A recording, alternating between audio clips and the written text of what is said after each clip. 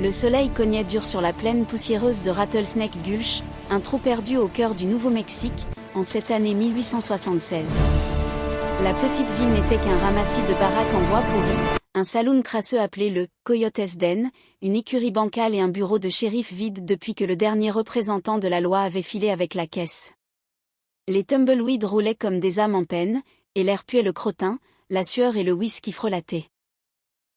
À l'entrée du saloon, un homme descendit de cheval avec l'arrogance d'un coq de combat. Jake, le serpent, Mallory, 25 ans, fine moustache cirée, 2 colts nickelés à la ceinture, la réputation d'avoir descendu 6 hommes en duel du moins c'est ce qu'il clamait.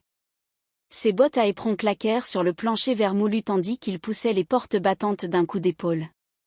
Les habitués, une poignée de mineurs crasseux et de cow-boys fatigués, levèrent à peine les yeux. Jake balaya la salle d'un regard méprisant.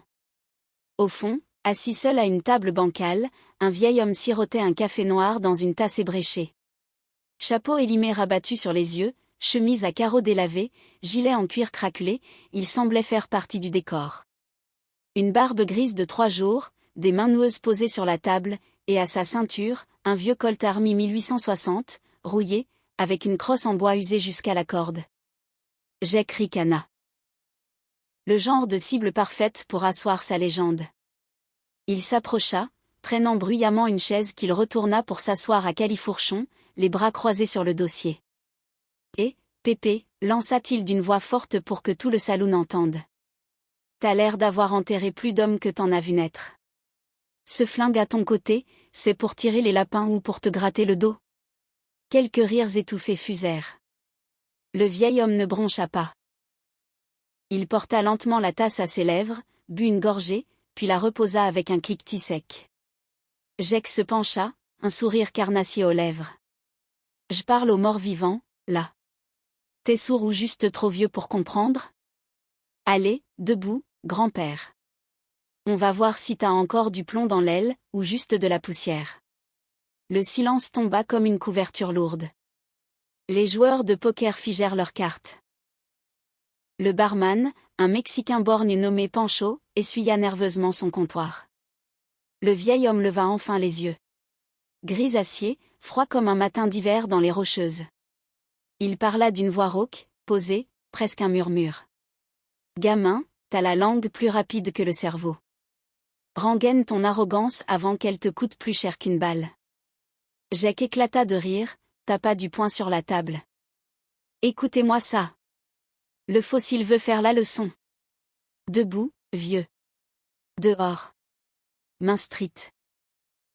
Dis pas. On va voir si t'es encore capable de tenir droit plus de 3 secondes. » Les clients échangèrent des regards. Certains connaissaient la rumeur. D'autres non. Mais tous sentaient que l'air venait de se charger d'ozone, comme avant un orage. Le vieil homme soupira, repoussa sa chaise. Il se leva lentement, chaque vertèbre craquant comme une vieille porte. Il mesurait bien 6 pieds, voûté par les ans mais toujours solide comme un chêne. Il ajusta son chapeau, cracha un filet de tabac dans le crachoir, puis hocha la tête. « Dehors, gamin. Mais souviens-toi, c'est toi qui l'as demandé. » Les portes battantes claquèrent derrière eux. La nouvelle se répandit comme une traînée de poudre. En quelques minutes, la rue principale fut bordée de curieux, femmes aux fenêtres, enfants sur les toits, chiens aboyants. Jake se posta d'un côté, main au-dessus des colts, sourire éclatant. Le vieil homme, lui, marcha tranquillement jusqu'au milieu de la rue, main pendante, sans même toucher son arme. Jake hurla, « Dis pas, Pépé. Compte avec moi. » 1. Le vieil homme ne bougea pas. 2. 3. Jake avançait, théâtral, éperon tintant. Le vieil homme restait planté là, immobile comme une borne. 4. 5. Soudain, Jake pivota, main floue vers ses colts. 2 coups de feu résonnèrent, si rapprochés qu'ils n'en firent qu'un. La poussière vola. Jake tituba, bouche ouverte, regardant sa main droite, son colt gisait dans la poussière, tranché net au niveau du barillet. La balle avait sectionné l'arme sans toucher un doigt. Sa main gauche saignait, l'autre colt était éraflé, inutilisable. Le vieil homme n'avait pas bougé. Son vieux colt fumait encore à sa ceinture. Un seul tir. Une seule balle. Jake tomba à genoux, blême. T'es qui, balbutia-t-il. Le vieil homme s'approcha, ramassa le colt tranché, le tourna entre ses doigts comme un jouet. Autrefois, on m'appelait Elias, la faucheuse, Thorne. J'ai raccroché après avoir descendu les frères McCarthy à Tombstone. 22 hommes en tout. Je voulais la paix. T'as réveillé le diable, gamin. Un murmure parcourut la foule. La faucheuse Thorne. Le nom même faisait trembler les vétérans. On disait qu'il pouvait toucher une mouche à 100 pas. Qu'il avait vidé Dodge City à lui seul lors de la guerre du rail. Qu'il avait épargné Wyatt Earp par respect et regret. Jake, tremblant, tenta de ramper. Je savais pas. Pitié. Elias le regarda longuement. Puis il cracha par terre. Rentre chez toi, gamin. Chez ta mère. Et dis-lui que t'as eu de la chance. La prochaine fois que tu sors un flingue pour frimer, assure-toi que l'homme en face est vraiment vieux. Il tourna les talons, remonta en selle sur un cheval bai attaché devant le saloon. Personne n'avait remarqué l'animal avant. Il s'éloigna au petit trot, silhouette solitaire dans le soleil couchant.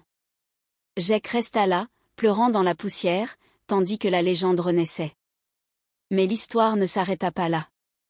3 jours plus tard, une bande de hors-la-loi, les « loups du désert », apprit la nouvelle.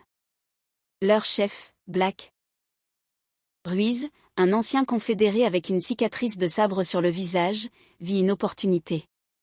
Si le vieux Thorne était de retour, il voulait sa tête et sa prime dormant depuis 20 ans à Santa Fe.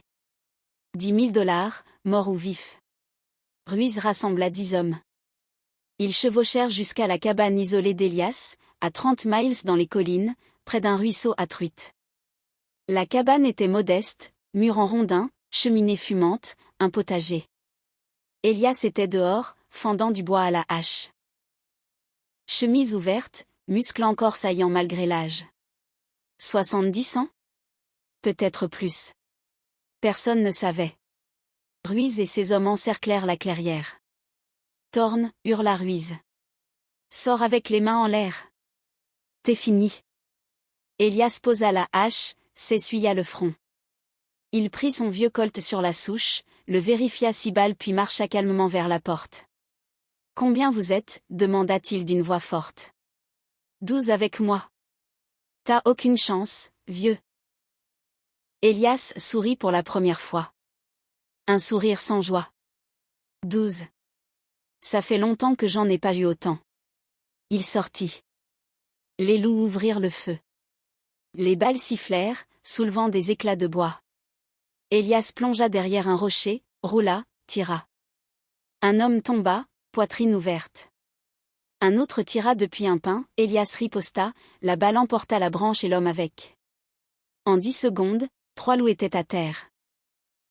Ruiz jura, lança une grenade artisanale, une boîte de poudre attachée à une mèche. L'explosion pulvérisa le rocher. Elias, couvert de poussière, surgit comme un fantôme. Il tira 2 fois. 2 chevaux s'effondrèrent, piégeant leur cavalier. Un 3e chargea à la machette, Elias para avec son colt, frappa du canon, puis tira à bout portant. Ruiz, paniqué, vida son revolver. Clic, vide. Elias s'approcha, boitant légèrement, une balle avait éraflé sa cuisse. T'es bon, vieux? Cracha Ruiz. Mais t'es seul. Elias rechargea calmement, une balle à la fois, sous le regard des survivants. Seul? Regarde autour de toi. Les 5 loups restants hésitèrent. L'un d'eux, un gamin de 19 ans, lâcha son arme. Je me rends. Les autres suivirent. Ruiz tenta de fuir, Elias tira dans la jambe. Le chef hurla, rampa. Pourquoi? Gémit Ruiz. Parce que t'as amené la guerre chez moi. Je voulais cultiver mes pommes de terre. Maintenant, je vais devoir enterrer 12 corps. Il attacha les survivants, les chargea sur leurs chevaux, puis chevaucha jusqu'à Rattlesnake Gulch. Il les livra au shérif nouvellement nommé, un jeune idéaliste venu de l'Est. Les primes furent partagées. Elias refusa sa part. Gardez-la pour réparer le saloon. Et dit au gamin Mallory que s'il revient, je lui trancherai l'autre main. La nouvelle fit le tour du territoire. Les journaux de Santa Fe titrèrent. La faucheuse revient d'entre les morts 16 hommes en une semaine. Les dessinateurs le représentèrent avec une faux à la place du colt.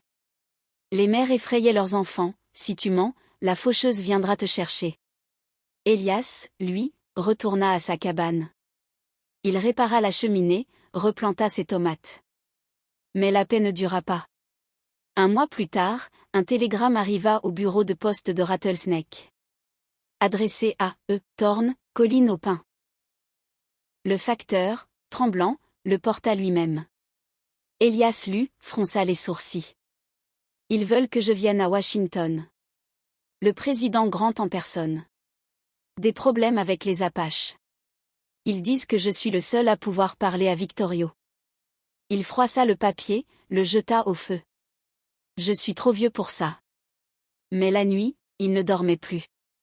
Les cauchemars revenaient, les visages des hommes qu'il avait tués. Les frères M.C. Carty. Le shérif de Dodge. La femme qu'il avait aimée, morte dans ses bras à cause d'une balle perdue. Il but du whisky, beaucoup. Puis, un matin, il sella son cheval.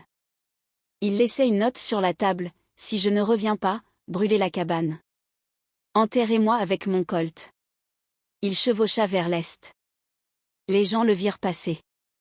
Les enfants couraient derrière. Les vieux levaient leurs chapeaux.